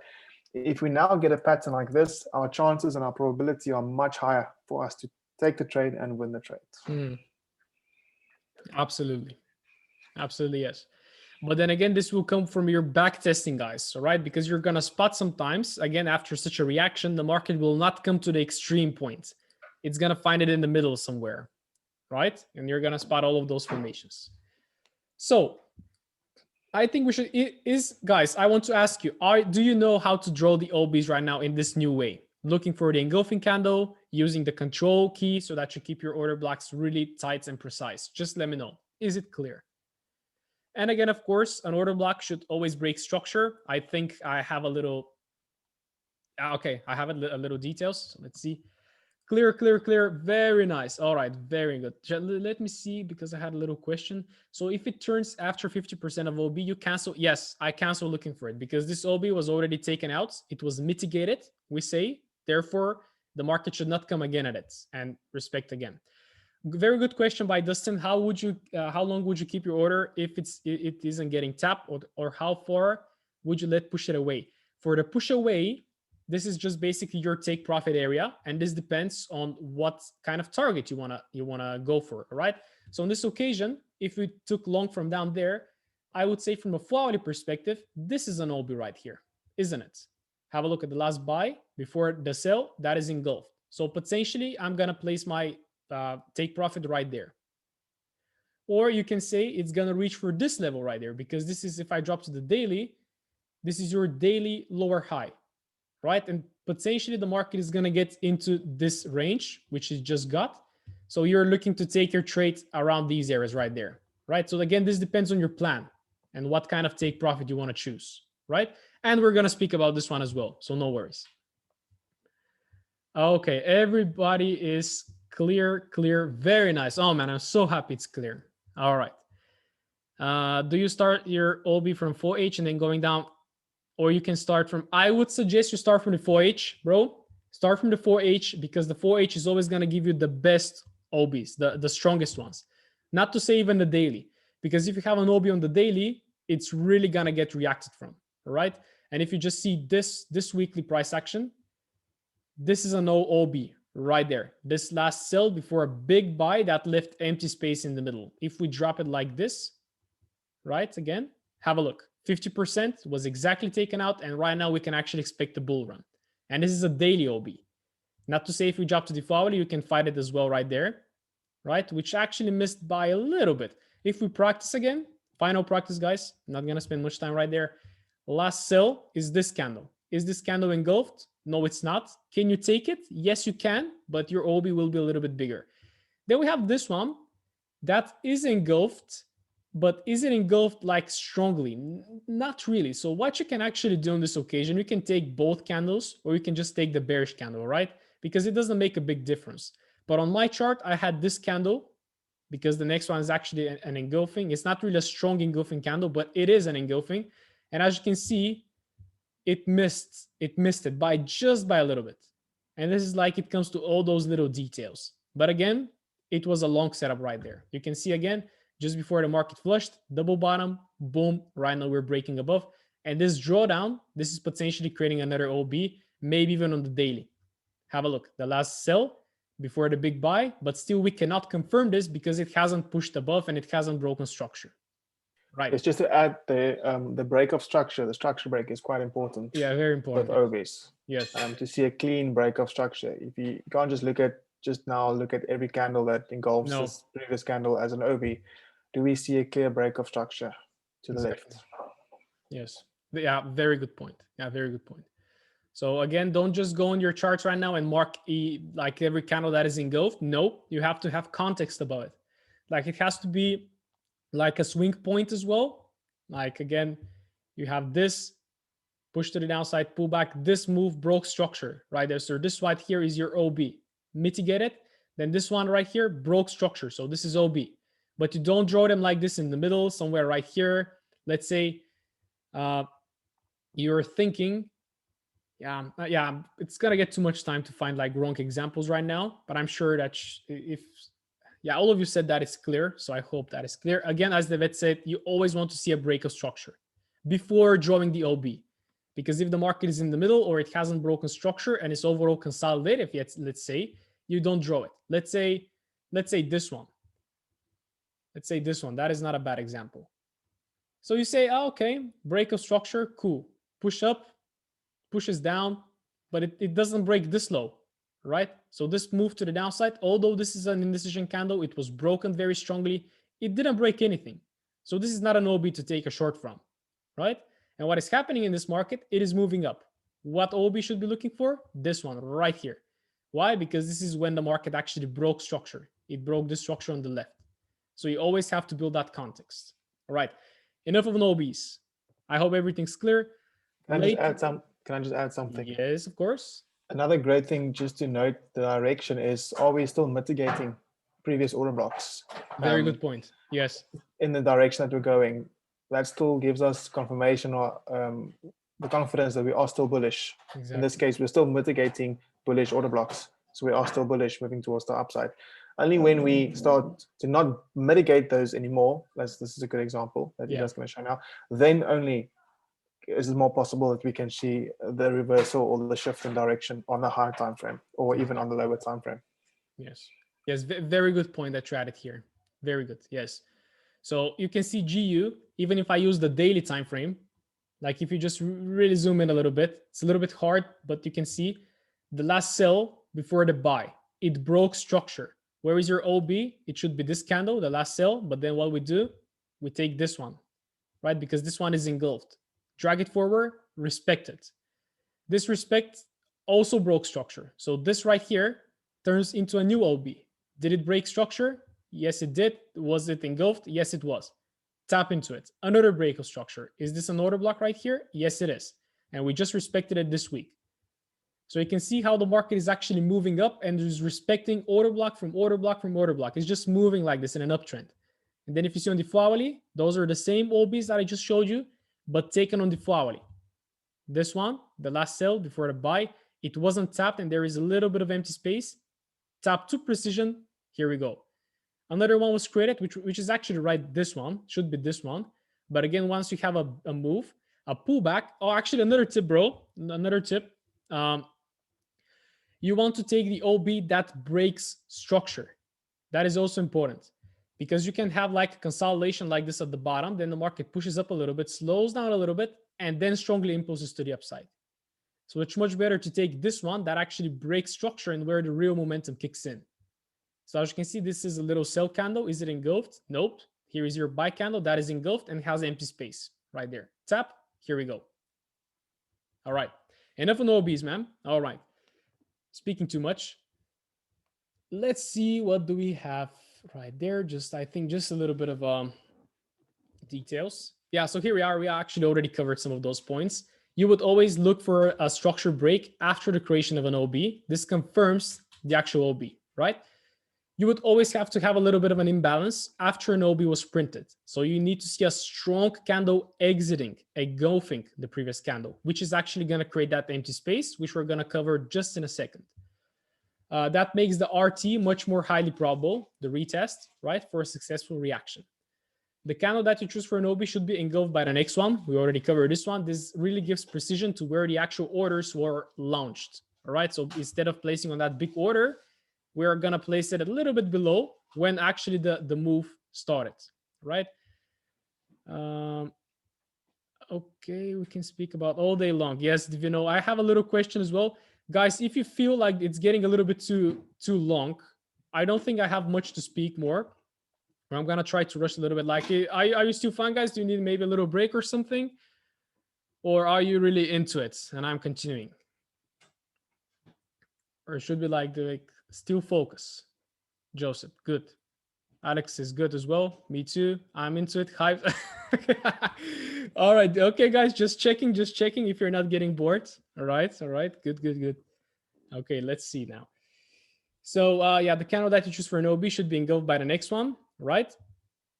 The higher the time frame, the bigger the zone will be. So keep that in mind. You see that I showed you the daily OBs just on GU, but if you find a daily OB, then you can do it on the 4H. You can do it on the 1H as well. So you will always find further OBs as a confluence. An OB is fully mitigated once it's tapped 50% into the zone. We spoke about this as well. If it a very nice detail as well, guys, make sure to keep that in mind. If it touches the order block really slightly, like if it just touches the little line, let's say this is an OB and it just touches the tap of the OB. This is not a complete mitigation, right? So even if it taps, you can expect the market to make another leg into 50% of the OB. So keep that in mind. Write it down in your notes when you're rewatching this. An OB is fully mitigated 50%. And if it just taps, like very slightly taps the top of the OB, you can expect another move to the downside to tap into the 50%, right? Which might have a lower time frame order block sitting there. Again, if I show you, just want to show you everything full of example. Let's say this is an OB. We just missed it by a little bit, but we want to see a 50% tap right there. What if I drop to the hourly time frame? Let's see. Have a look. Here we have the last sell before the big buy, right? This was actually engulfed. So we have an order block right there on the hourly. Let's say I drop to the 15 minutes. Let me just do this. Let's say I drop to the 15 minutes. What do we have? The market making a down move. Big engulfing candle right here. Where is the OB? Right here. Was it engulfed? Yes, it is. Does it have empty space? A little bit, but it has. So have a look from a 4-hourly OB. We went all the way to the 15 minutes. Not to say if I go to the 5 and the 3, you're going to see even OBs down there. So what we can expect is the market to come into these areas right there, which is more or less the middle of the OB. And once you have this confluence, it's always really good. So make sure to take note of this one, right? When the market taps just very slightly the OB, like this line, and reacts, let me just illustrate it, like this, you can always expect another move down, which is going to come into those OBs that I just illustrated right there, the hourly and the 15-minute, and then it's potentially going to react, right? And that is why the aggressive entry is not the favorable one. So because it can tap and you can enter, but there's maybe an order block below it, Exactly. even if it's on the lower time frame, that it still wants to go and mitigate. That's why the confirmation is so much stronger, to wait for the confirmation, wait for the shift in structure, and then to take the trade. Just wanted to add that. No, very good point. Yes. And let's see. Yeah, again, order blocks are not perfect. So if you're trying to force them too much, just give up. Try to find a time frame that looks good and leave it there. Don't try too hard, because if you see an order block, it should be clear. It should be exited out of momentum. It should be a clear indecision candle, let's say, and just it should look good. If you try to force something like this right there and all of that noise, it won't make too much sense. So don't go for it. And yeah, of course, order blocks are not perfect. Sometimes the market will tap it and go. As I said, the market can sometimes just touch the top of the OB and just reverse and not return. Sometimes it can go far too deep and even break or close below. So sometimes it might even close below the line. It's still fine, right? But still react. So it's always important to wait for confirmation, as David just pointed out. It's always good to wait a little bit for the structural shift in the lower time frames and then to execute your trade, right? And then, yeah, a series of mitigation of OBs on the lower time frame indicate that the market is changing structure. Those are great confirmation for an entry, which we're going to go in depth in the other bootcamp. Imbalance, right? Let's have a look at imbalance. I think this is something new as well, so let's give it a go. What is imbalance in price? Well, we have it in Investopedia, which defines it as a situation which results from an excess of buy or sell orders from a specific security on a trading exchange, making it impossible to match the orders of buyers or sellers. Keep in notice, making it impossible to match the orders of buyers and sellers. That means that there is not enough liquidity, and this is why we have that big move, that imbalance, right? Because there is not enough liquidity in order to be at both sides of the market. So if the market is pretty liquid, you're going to have a consolidation, and you will not be able to make money if there are not speculators to move the price up and down. Because if there is always somebody to be willing to sell or buy, the market is just going to move sideways. But sometimes people no longer want to buy or no longer want to sell, and then the market is going to move. And this creates the imbalance of price, right? Usually imbalance will be created after the creation of an OB. Really powerful stuff. Imbalance occurs when the institutions are placing a large size of orders and price moves really rapidly, creating like a big move to the upside, right? Imbalance happens on every time frame, from the 3 months to the 30 seconds, every time frame. And I keep repeating, all of those concepts are like repeating on every time frame. So make sure that you are completely aware how that works. The market will always seek to fill those empty spaces and to rebalance price, right? Because if you have a huge move to the upside, the market would like to drop down just to fill that empty space. Like imagine you have like, yeah, how to explain this one? Imagine you have a canvas, like a blank canvas like this, and then we have price action. And then you have this move to the upside. All of that empty space right there will get filled because the canvas has to be filled, all the canvas. So you're going to have that pullback right there. Then you have another move. Then that leaves another empty space right there. That empty space is going to get filled again. And then this continues until we actually have a reversal. So that empty space will always get filled. Think of the market as a canvas. It cannot just go outside of the canvas. It is always going to be printed inside of it and fill all empty spaces. You can see that big move to the upside. Once you have this, you have all of that empty space right there that has to get filled, that has to be rebalanced. And again, if you remove, the market came all the way down to the bottom to fill that empty space. And here we go again, right? Here you have again, push all that empty space, it will get filled. But enough of this. I'm getting too carried away, right? The market will always seek to fill those empty spaces, right? And to rebalance price. Let me put the presentation. Also, something pretty important, imbalance is a form of liquidity. So liquidity, remember what it is? That is what the banks need in order to plot their orders. The empty space, the imbalance is also this. It's also a form of liquidity. So if you see imbalance, this is when the market is going to be driven into to potentially for the institutions to launch their orders, right? The banks will still seek those areas. And a really good example is having an OB with imbalance just above it and equal lows, right? The market will be seeking to fill that imbalance and tap into the OB while still taking the liquidity from the equal lows. So basically, I actually have the setup.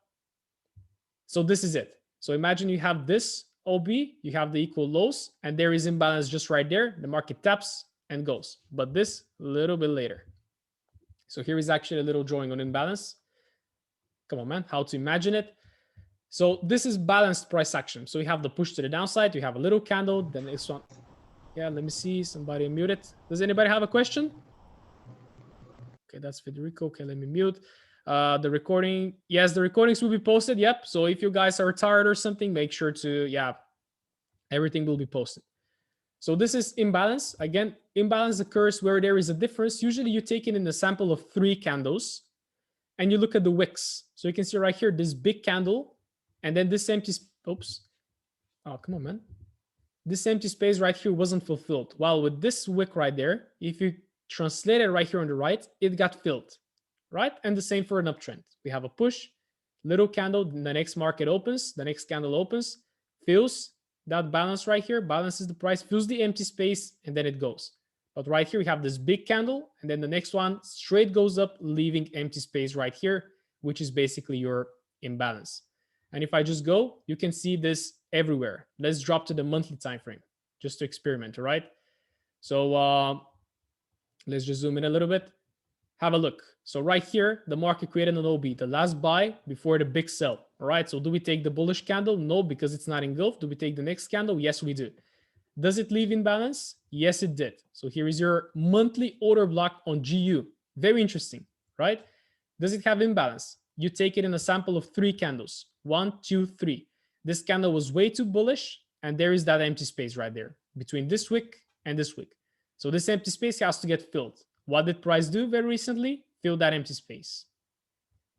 If I do it again, let's do this. This is monthly time frame, guys. Keep that in mind.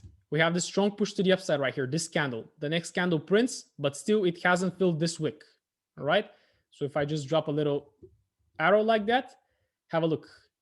I saw that actually there was a, come on, man, what are you doing? Why do you play like this? Yeah, have a look. We tapped, we filled the empty space, the imbalance, and here we go. And this is done on every time frame. Empty space right there. 1, 2, 3 candles. This big candle created empty space from this wick to this one. You can actually, I used to mark it like this, from wick to wick, and you can actually translate this on the left and type as an imbalance. You have this indicator as well, which is gonna show everything where we have empty space. So yeah, is this concept clear, guys? Yes, fair value gap. Yeah, this is another name for it. We are going to be using imbalance because it's pretty much simpler, and fair value gap confuses people. So imbalance, right? Okay, I see that is clear. It's just the difference between 3 candles. Here we have it again. Between those, we have empty space, and this in the future is going to get filled. If you drop to the 1 minute, have a look.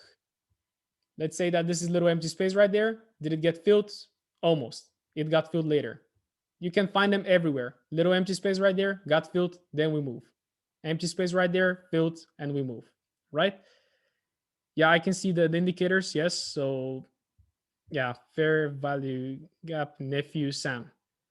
Does it work like OB? No, it doesn't work like OB. It's actually something that you can use for a confirmation of an OB. Have a look at this example. This is an OB, and then you have this big engulfing candle. Does it have empty space? Yes, it does. So basically all of that thing right there will be filled at some period of time, right? Is it more important on a certain time frame? No. Well, Jack, I keep saying that the higher the time frame, the bigger the outcome, and the stronger the reaction, and the stronger the OB and the imbalance. Yes. So if you have it on the monthly, it's going to be big. If you have it on the weekly, it's going to be great. If you have it on the daily, that's perfectly fine. I personally like seeing it on the hourly, on the hourly, and even I look on it on the 15-minute. Because when I look for an entry, if the market creates this OB right there, have a look for this entry right there that I didn't take because I didn't want to trade it aggressively. So have a look. The market tapped into an OB on the left, created that push to the downside. Does it have empty space? Have a look. It has. Between this candle, this and this, there is that empty space that hasn't get filled. And as you can see, the next candle, they're pretty balanced.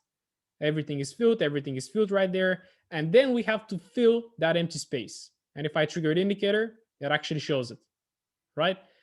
I would not advise to use this indicator too often. Just learn to spot it by eye because it will really make your chart really noisy.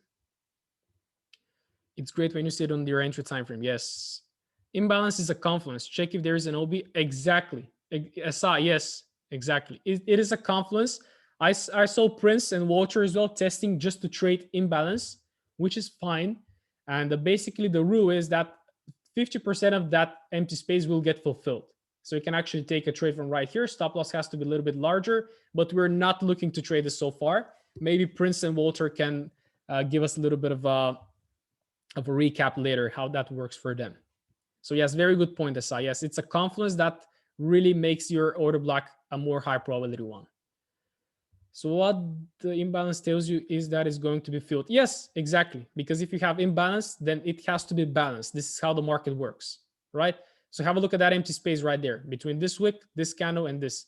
There is this wick came close to that one, but it didn't tap. But then if we have a look at this wick, actually, it almost balanced. So it is a little bit tricky at first, but I promise with all the data analysis, with all the stuff, we're going to point that out very often. So you're going to really understand how that works, right? An empty space is another indication of a strong OB, exactly. And in combination with OB, you know where to enter a trade. Yes, but how to enter trades, we're going to go into the next bootcamp, right? The entry patterns. And currently taking all of that stuff, all of that concepts, we're going to apply them later, right? So later, there are not going to be much explanations because you should already know how those look like. So if you have questions right now, make sure to ask them. But I think it's pretty straightforward. How do we find those imbalances? All right, a little bit more. Liquidity, I think that is pretty easy because I already spoke a lot about it. So basically, liquidity is the ability of a currency pair to be traded, bought or sold on demand. Basically, if a market is liquid, there are constantly buyers or sellers willing to take your position. So a question for you guys I want you to answer in the chat. Is real estate a liquid market, the real estate markets? Is it liquid? If it is, why? If it's not, why not? I'm waiting for your responses. You can unmute the mic as well. Come on. Yes, because there's other people that want to buy it. Okay, good. So everyone says it is. Oh, okay. Not always. Okay, Divino, I like this. Okay, it depends. Good. You're getting in the right direction. Yes.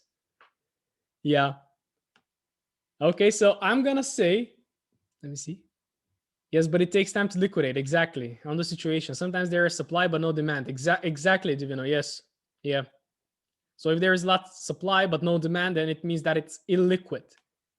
It's not liquid. So for the guys that are looking to sell their property, there will not always be a buyer on the other side, right? Selling your house, it's much harder than selling you $1, right? So yeah, in Paris is very liquid, yes. But I just a little question because yes, real estate is not considered to be a liquid market. It is very hard to buy a property and then to sell it later. It's taking a lot of time. There will not always be somebody to buy it, right? Well, with currencies, you just open MT4, you click buy, and you're done on the second. Stocks are also liquid, but they're more illiquid than Forex, and Forex is actually the most liquid market. There will always be somebody to take the opposite side of your trade, all right? So think of that.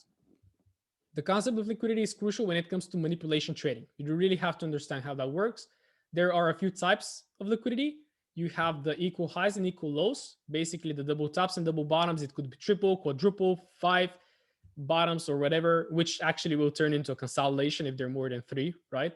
You have also trend line liquidity, which is something that you also have to know because if retail traders are trading trend lines, this is why since 1.0 module, I told you to remove trend lines, right? We don't use them because you can draw a trend line in numerous ways.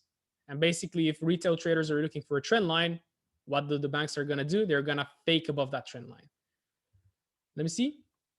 How big does your account have to be before you can't feasibly day trade? Oh, I have no idea, Elliot. Yeah, I don't know. Like imagine you buy a 1 million lots. So that is, if you multiply it by because one contract, one lot is 100,000. And if you multiply 100,000 by 1 million, then that's a lot of money. That's the capital that you need, right? So Oh, well, I was looking at penthouses, so they always want to buy such. Okay. So since not enough liquidity to trade like we do. Yeah. Well, I am not sure yet. I don't know how much money they do. They trade, but it's possibly billions because during a day, you have $6.4 trillion exchanged in the Forex markets. 6.4 trillion, right? So that is a lot. That is a lot. So imagine how much money they are putting in and out of the market each day. So yeah, all right. So let's get, good question though. Good question. I hope some of us can reach that level that we have to look for liquidity before taking a trade. Yeah. Yeah. Can't wait to become a billionaire and start stop hunting. Great. But first you have to learn how to do that. So let's carry on, right? The institutions are using those points in order to get into a pool of liquidity, right? Where the stop losses are so that they can get enough orders, counter orders to theirs. This refers back to the OB explanations. Why? Well, stop losses, limit orders, stop orders of their traders, of other traders, sorry. So above every high and below every low, there will be orders, all right? So if I just take the tool, if you have a push, a pullback. Above this high, there will be stop losses. Above this high, there will be buy stops. Above this high, there will be something else. Right here, new orders. So above every high and low, there is liquidity. All right, but the more highs and the more lows, the more liquidity there is. That's why we look for equal highs and equal lows, right? From now on, you have to shift your point of view. This is something pretty nice that you have to do. If you see a double top, mark it as liquidity. We're not going to be looking to trade at the double top. We're going to be looking for that double top to be broken, for the liquidity to be taken above it, right? If you see a trend line and a series of lower highs, mark it as liquidity. And right now we have a great example, just while I'm on it, on EU. Let me see. Yeah, was it EU? I'm not sure. Let me see. I marked it somewhere. Yeah, but even if you have a look at it, guys, let me drop the hourly. Have a look at all of those series right there of lower lows. What will retail traders do? Something like this. Guess what they did right there? Oh man, so many bad stop losses right here. Above this high, there are stop losses. Above this high, stop losses. Stop losses, stop losses, stop losses, stop losses everywhere. So the market will go from one liquidity point to another. This is how it moves, right? There was another trade that here it is, GU. Have a look at this. Higher low, higher low, higher low, higher low. They're more or less kind of equal and building up. So what the market is going to do, it's going to fake below all of those lows in order to gather liquidity and then to potentially go. So this is your trend line liquidity, right? I see a lot of questions popping up. So let me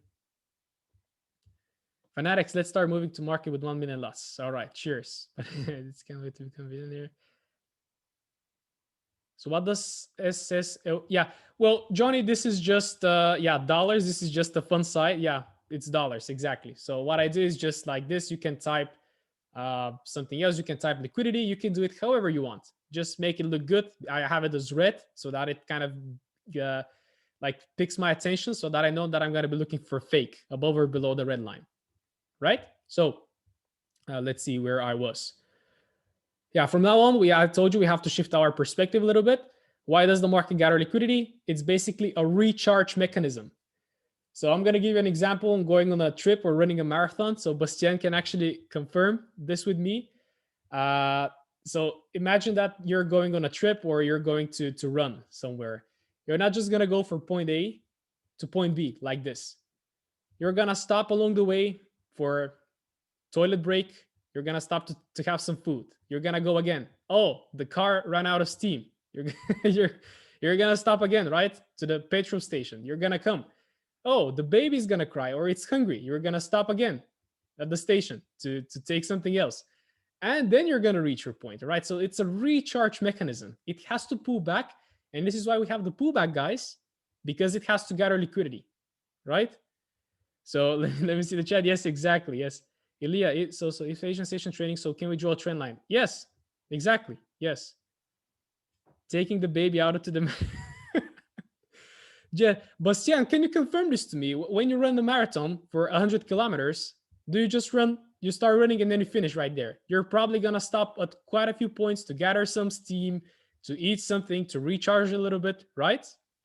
Depending on how fit you are, probably. What is it, bro? Depending on how fit you are, can Oh, you wow. run the entire race? I don't know. He's running 100 kilometers, so I don't think he can take it in one go. Oh, 100 kilometers. Yes, it's an ultra marathon. Yeah, you see, yes, always stop to eat and change myself, etc. So the market will always do this as well. It has to stop, it has to pull back, and then it's go again. Recharge, exactly. So, okay, enough of this. So I hope this example was actually pretty fun so that you understand why the market gathers liquidity and why do we have the pullbacks. And also the market will also generate or engineer liquidity points. What do I, just to take them out later, all right?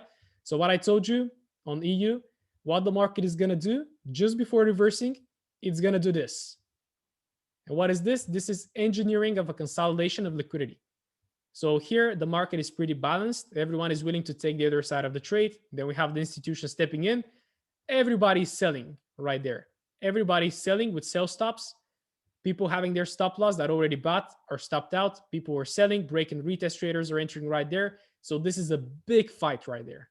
And then we go. So basically you often see just before the market taps into an OB, you're going to see liquidity being engineered. That's how we call it. And then the little concept of liquidity grabs. This is basically the grab that takes you into the trade or that taps into the OB, right? A liquidity grab is basically a stop hunt. This is any break of high, low, equal low, consolidation, or any liquidity point. So basically the liquidity grab right there is this move. So you can identify this as a liquidity grab, or you can actually take out those equal lows. And I actually have it right there as liquidity grab, like an X. That means that liquidity has been taken and we can go again, right? I'd have some retracement during my marathon. Exactly. You need to have them. And after a liquidity grab, you should see immediate response. This is pretty important. You're not going to see the market consolidate too much. It's just going to go, right? Because the market is not going to slow down around those areas there. And it's best to monitor price on 5-3 minutes after the liquidity grab, right? So after we have that spike, you can drop to the lower time frames, because on the lower time frames, you're going to have the same theory, right? So after the liquidity grab, if I drop to the 1 minute right there, see how much price action we have right there during that grab. And we actually have another one. Have a look, push, little bit of accumulation, another break to the downside, another consolidation right there, another break to the downside, right? And then we actually break structure to the upside. But again, I don't advise doing this, going to the 1 minute to trade those things. It's much better to stay a little bit on the 5, on the 3 minute, and waiting for the structure break, and then potentially taking a trade either from here, or maybe even from here, which can be an order block as well. Let's see if it reacted. Have a look. Why is this an OB? It broke structure. Here's your break. Here is your break right there. OB was created, the last sell before the buy. Do we take the sell? No, because it's not engulfed. We take this candle. Does this candle leave empty space, guys? I think it does. Have a look. Boom. Empty space right there. OB, tap, 50%. Here we go. And this is basically, well, I'm running out of voice already, man. Very nice. A liquidity grab will always occur in London trading window. So we're going to have that liquidity push, liquidity grab above or below the Asian session. And basically I have just, let me see, standard, a few examples right there. So you can see again, this is your Asian session liquidity. This is your liquidity grab, which creates an order block. Remember the example of the order block. In order to buy 1 million lots, they have to sell 1,200,000 in order to push the market down. Then we have a structure break, which confirms this OB. And then what the market is going to do, it's going to create trend lines. It's going to create lows. It's going to create highs. It's going to create, again, another consolidation just before tapping into this OB. And then we're going to have another liquidity grab, and then we're going to go. And all the people that were selling right there, here, they're going to get taken out, which will serve as further fuel for the market to push up, right? So this is that is the little concept there that we have. And then this is just an example of trendline liquidity. When you see the market creating lots of high highs, lots of high lows, then the market all of a sudden is going to spike strongly below to tap into an OB on the left potentially, and then it's going to react very strongly. So this is liquidity. And we are already getting into the next day. So we're going to wrap it up for now, guys. Now it's questions time. Anything that is unclear, we have been, I think, for 2 hours already or something. Very nice. So let's see if we have any questions or something to go into further details. Let me check the chat. You can unmute yourself, guys. We can have a little chat. I've been just listening to myself for 2 hours, so I want to hear some voices.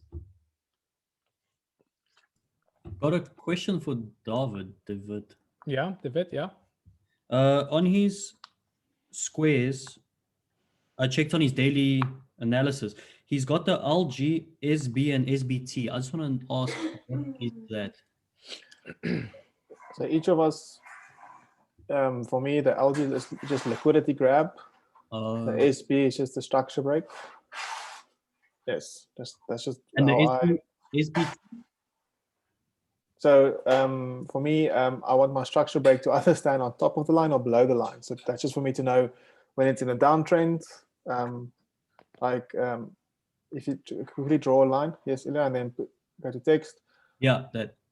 Just add, go to text, like edit it. Oh. Yeah. Just write SB. And then say, just like at the bottom and left. Yeah, so then you can do, on the bottom and left. So now if you, in downtrend, it just looks visually nice if it's on the downside. It breaks to the downside. And when we're towards the upsides, then I just put it to the top. Otherwise, there's sometimes candles going over it. Or bro, shall we make a little breakdown on how for everyone to set the tools like at the same exactly the same way? I had that request as well. Good. On TradingView, so I will do that. Good. Yeah.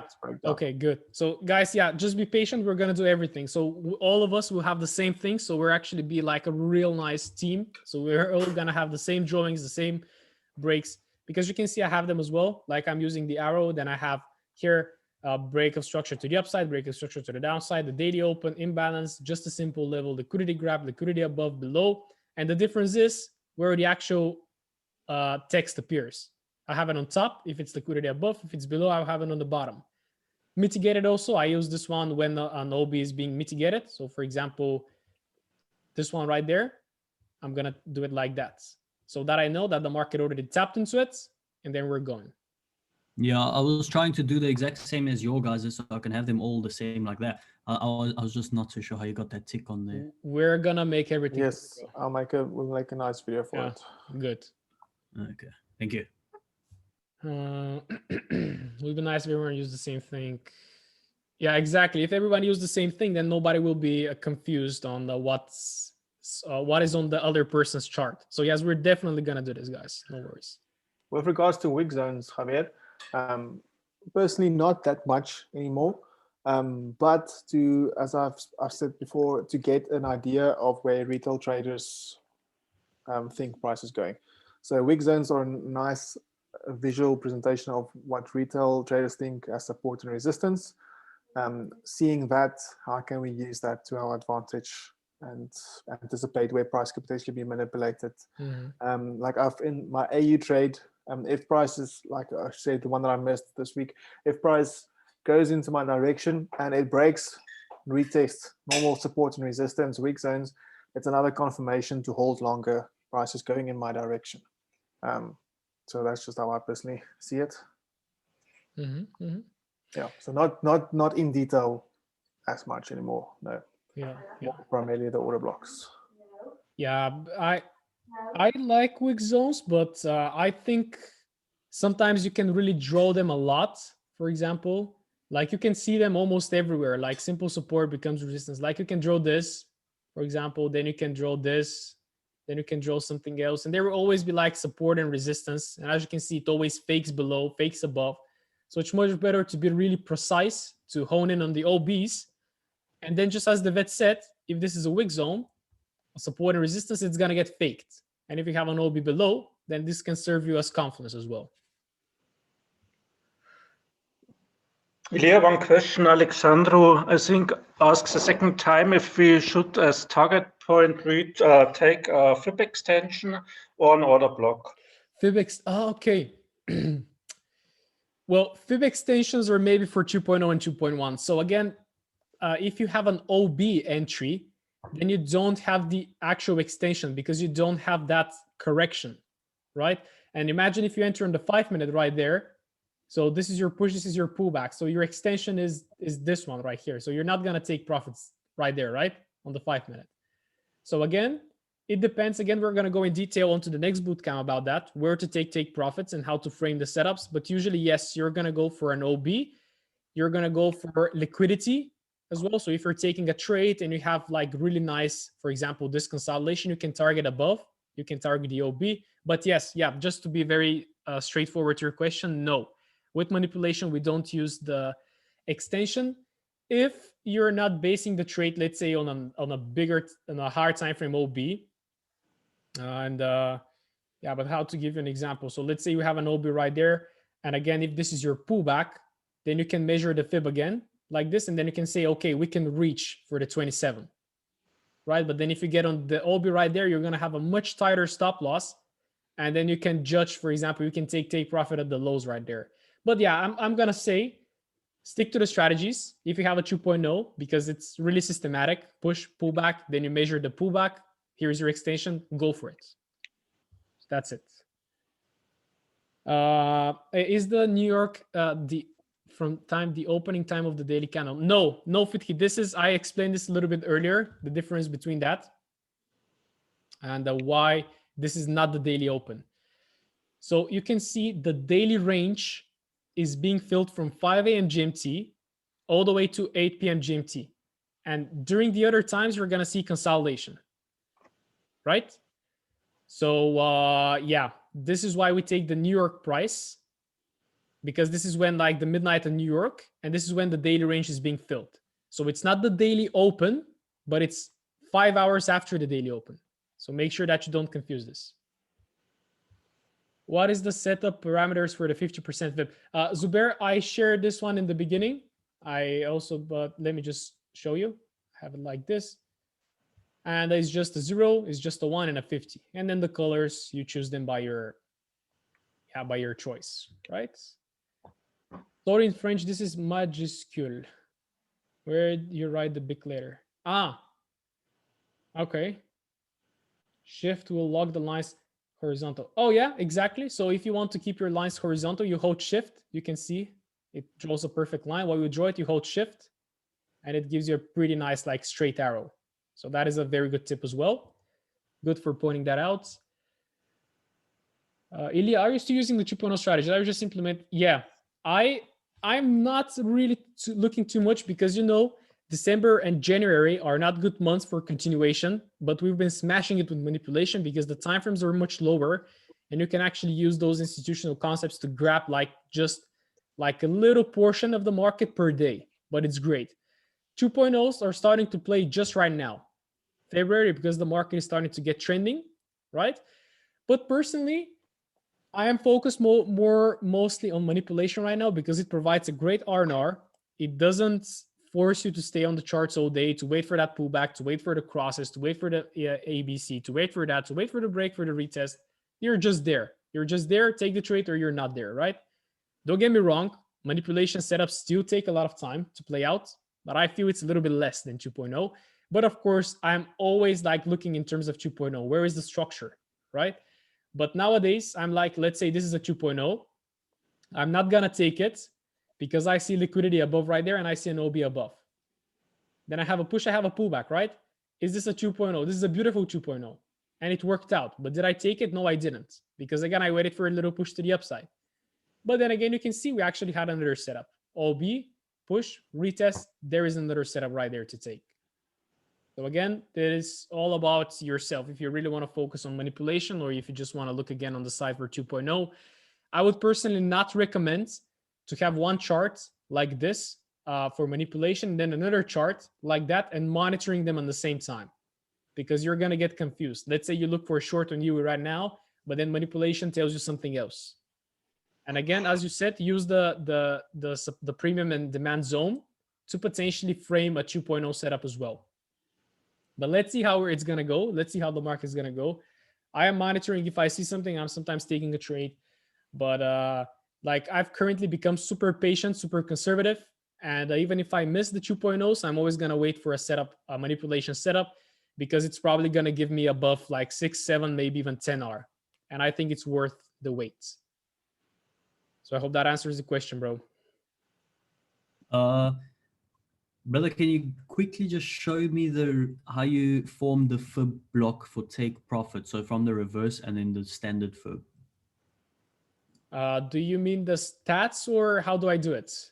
How you do that take profit block in between the 2.7s of both fibs. Okay. Well, let's say that we have that push and a pullback, potential lower high right there. We drop to the hourly time frame. We have our rejections right here, right? So if I even, yeah, it's fine.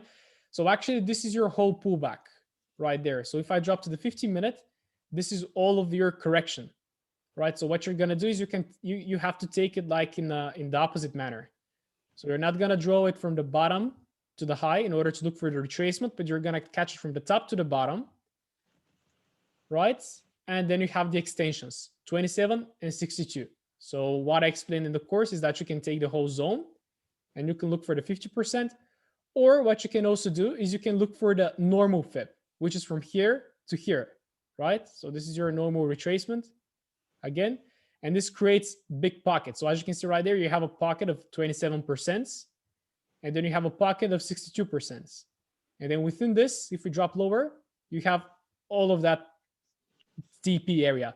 But bro, I would just say, just exit on the 27 extension, right? Because it's the highest probability fib. And you see, if it taps, it's always going to react from it. But is it clear how it works? I think it's explained in the course, isn't it? Yeah, it is, yeah. Okay, so yeah, but yeah, this one works with 2.1 very nicely, but 2.0 as well. Once you have a deeper pullback, you have a nicer correction. So yeah. Okay, Dustin is done. Fitki, Johnny is going as well. So we have people leaving already. So I think we should wrap it up. And we're going to go much in depth into the next one as well and into the webinars as well. So keep your questions, guys. Kid is up from his nap. Gotta go. Okay, lovely. If you enter in the 5-minute time frame, at which higher time frame would you take your profits? Well, again, it depends on what makes sense, right? So if there is an hourly OB above, you take it there. If you believe that the market is going to reach a full hourly OB, you're going to take it there. But again, we're going to go into details for this later, right? So I think we should wrap it up for now. It's been up 2 hours. Thanks, guys. We'll bootcamp to be in the new week and next Sunday. We're going to inform you guys about this one. We're going to inform you. Cheers, the end of it. Extremely educational. Have a nice evening, brothers. Really nice. Looking forward. Great. Really good bootcamp. I'm really glad that you liked it, guys. Really hope it was valuable and you got a lot from it. Mind-opening. Nice. Thank you, guys. Clément, what did you ask, bro? Okay. Come on, let me hear your voice. Great content. Really nice. All right. I think Clemence asked something about, where was it? About fractality. What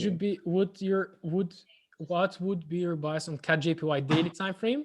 Some would say bearish, some bullish. Okay, so you like to break CAD-JPY? Yeah, no, so sorry, just not a full breakdown, but just to be, because it's confusing on the CAD yen, because if you look from March 2020, it's kind of bullish, but the fractality concept would say that the CAD yen daily time frame would be bearish. Why? Because if you zoom out, you see a break of structure. And all what happened between the swing high and swing low is complex correction. So it should be for our time frame. Isn't it basically on the weekly we have bearishness, exactly. And on the daily we have the bullish trend towards the upside, towards that pullback. So you can take buys all the way up into the weekly order block. And when we see now the rejection and the turnaround price slowing down and giving us indication that it wants to go short, then we will take shorts on the daily 4 hour, 1 hour. So you want to see more or less 2 or 3 time frames align for you to take that trade in that opposite direction. Yeah. So yeah, again, you can see you can frame it for the weekly as well. Again, a little practice, final practice. You have the last buy before a big sell. Like this is a really big sell. Does it have empty space? Yes, it does. Have a look at this candle and this candle. There is the empty space, right? And then you have a break of structure, which confirms this order block, right? In between all of that area, you can be taking longs until that OB is tapped. And if you drop to the daily time frame, the market shifted since it broke this structure to the upside. And since then, you have this long, a creation of a new OB right there. Another long right here, tap for a second time. Again, sometimes this could happen. As I told you, you see the market does not create a higher high. That means that there is not enough liquidity. And then we drop below again, push up again. Another OB that actually broke structure was created right here. So you would ask, why don't you take this one, but you take this one? Little detail. I told you to take the OB that breaks structure. And this is the one that breaks structure. Retest, we go again. Another one was created right here. Retest, we go up again. And right now it's rather consolidating. But if I zoom in, you see that we just broke structure to the upside. Therefore, where my OB will be, well, yeah, it should be this one. Then it should be that one as well. But again, if it doesn't make sense on the daily, I'm going to drop to the hourly. And yes, so this is a pretty clear one. And then we have in the middle this one that was already mitigated actually with this wick. So yeah, currently on CAD JPY, I would be bullish. But again, keep in mind that we're getting into this weekly area that can give us some sells, right? Yeah, for sure. Good. All Thank right. you. No problem, bro. It's great to see you back. All right, let's wrap it up then. Thank you so much, guys, for staying. It was a long one. We're gonna have another one probably in the middle of the week or next week. And I wish you an amazing evening and talk to you in the chat. Bye for now. Bye. Bye, Federico. Bye. Arrivederci. Cheers, guys. Thank you. Cheers, bro. Good night. Bye.